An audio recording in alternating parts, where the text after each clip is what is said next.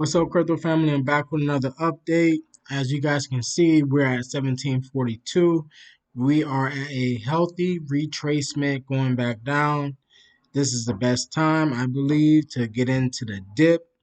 The lowest that we went from since this week was 1681, and we jumped back up. We had a little retracement, and we climbed back down.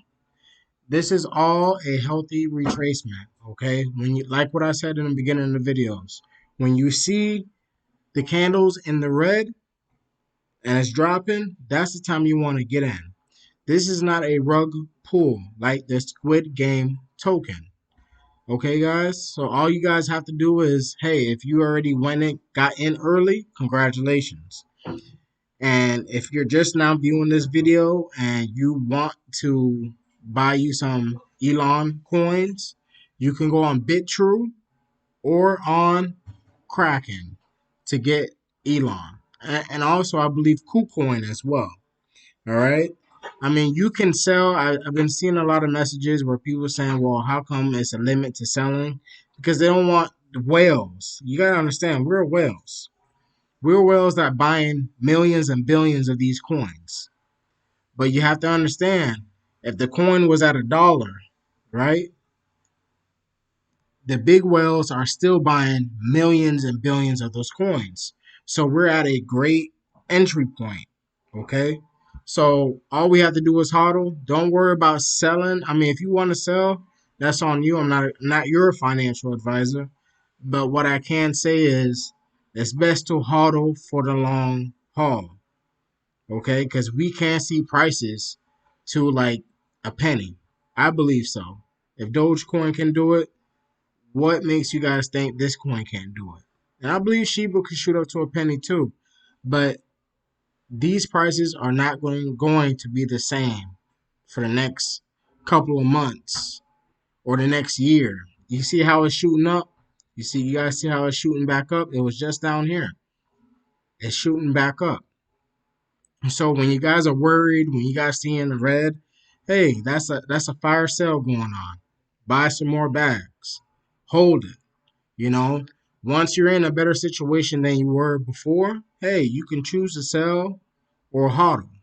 But I'm going to play a video from Ava Labs president that he's saying that crypto has to be, regulated, but not just regulated, but sensible, where, you're not going to don't just give us all crappy coins where people is going to invest in early thinking they're going to make a great investment when it's going to be a rug pull like Squid Games. So stay patient. You guys know what you hold. You're in a better standing than a lot more other people. And if you are a new viewer, thanks for stopping by. Hit that like button, hit that subscribe button, because we're going on a ride. And as all of you guys are crypto pioneers, and we are heading past Mars. We might stop to Mars for a pit stop, but we're going to be flying off. Software and services team behind the first layer protocol, Avalanche. Avalanche is Ethereum compatible. It has certain features, though, that's different. It's faster, it's more scalable, and it has a lot lower cost. So it's complementary to Ethereum in that sense that when there's excess capacity, a lot of activity will happen on Avalanche. So how do you read the Treasury's report today on stablecoins as far as what it could mean for regulation and moves from the government, from Congress, potentially, on all of crypto? Right. So, and then also going through the president's working group document that all just came out, the firm is still working through all of that. However, appropriate and sensible regulation, I think the biggest misnomer out there is that crypto firms and people do not want that. Actually, most crypto firms want that. They want sensible and appropriate regulation. And in terms of stablecoin, an appropriate regulation that, especially for the centralized coins, stable coins like USDC or Tether, is, in my opinion, appropriate and should be have some sort of regulation that gives people comfort that they can see real assets protecting whatever stable coin it is. What about a China-style clampdown, John? Is that likely in other major developed economies? Well, that's exactly what you do not want, a China-like clampdown. And the reason is very simple. We want innovation to stay in this country. When China came out early in this year with first the mining regulations and then the transaction regulations more recently, what you saw was the Bitcoin mining hash rate drop 40%. 40%. And guess where it all picked up later on? In the US, a lot of it in West Texas. Their loss is the world's gain in terms of hash rate and Bitcoin mining. So there's a lot of great innovation here in the US. You do not want unsensible and too harsh a regulation that takes all this development out of the US. In fact, this is the first time. I mean, we saw other cycles in crypto where there's actually real utility. You know, the DeFi infrastructure, NFTs, gaming on blockchain. These are all happening right now and inflecting. If you have too much regulation or inappropriate regulation, then you're going to lose the great developers to other jurisdictions where the rules are more set and there's more certainty. What about regulating them like a bank, John, which is what was mentioned in the report today? Capital requirements, for instance. Should stablecoin issuers be subject to that, and other crypto firms like yours, for instance? So stablecoins first. Stablecoins that have a centralized issuer, again, similar to USDC or Tether, there should be appropriate regulation. But then there's also a different class of stablecoins, the decentralized stablecoins. They work differently. The collateral is on chain. A lot of the disclosure, basically, and the visibility that a banker or a regulator would have in a normal centralized environment is all on chain. And I would argue that's actually even better because anyone could go out there and look at it. So when it comes to a decentralized stablecoin, maybe there should be more exploration and understanding and take advantage of the best of blockchain so that the regulation is more appropriate. But in terms of appropriate stablecoin regulation for centralized stablecoins, where the underlying issuer is more like a bank, I think there should be some, appropriate regulation. John, clearly you're a big believer in the technology behind all of this. But in 5 years' time, let's say, will we have as many different cryptocurrencies gaining as much scale as they currently do, or will there be just a couple of winners?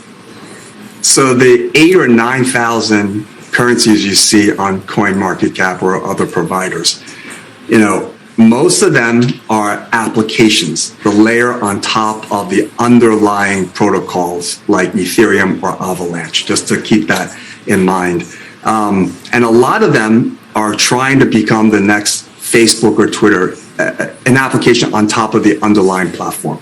I think what you'll end up seeing is a new mix, new great companies, and then that 8,000 will change a lot. Some of them, frankly, unfortunately, will not be around because they don't deserve to be from a business perspective, or frankly, there are a lot of not useful coins out there and more of, I hate to use the word scam, but perhaps there are some of that component, no different from the internet bubble days.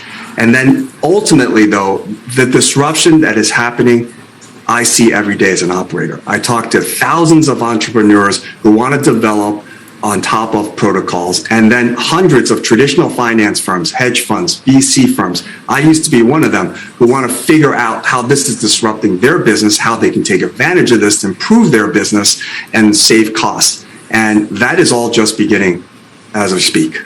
That when Mr. Trump, whether you love him or hate him, this was the beginning of the greatest transformation of wealth the world has ever fucking seen since World War II.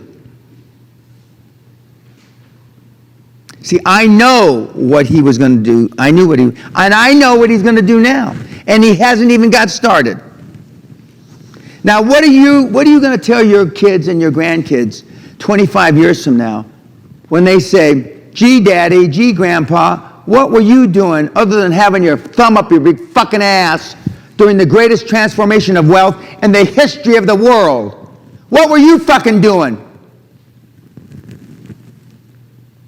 Fuck all, nothing. That's what most of you will tell them. your grandchildren and your children.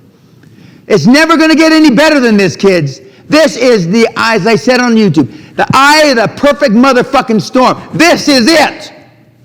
I never thought I'd live to see it again. This is going to make the 80s look like a nursery rhyme, which I praise Allah, praise Buddha, praise God. I participated in slashing and raping everybody in the 80s, legally. This is going to make that look like a fucking nursery rhyme. And what are you going to tell your kids? Oh, I had to spreadsheet it. I had to think about it. I had to read another book on M&A, you fucking morons.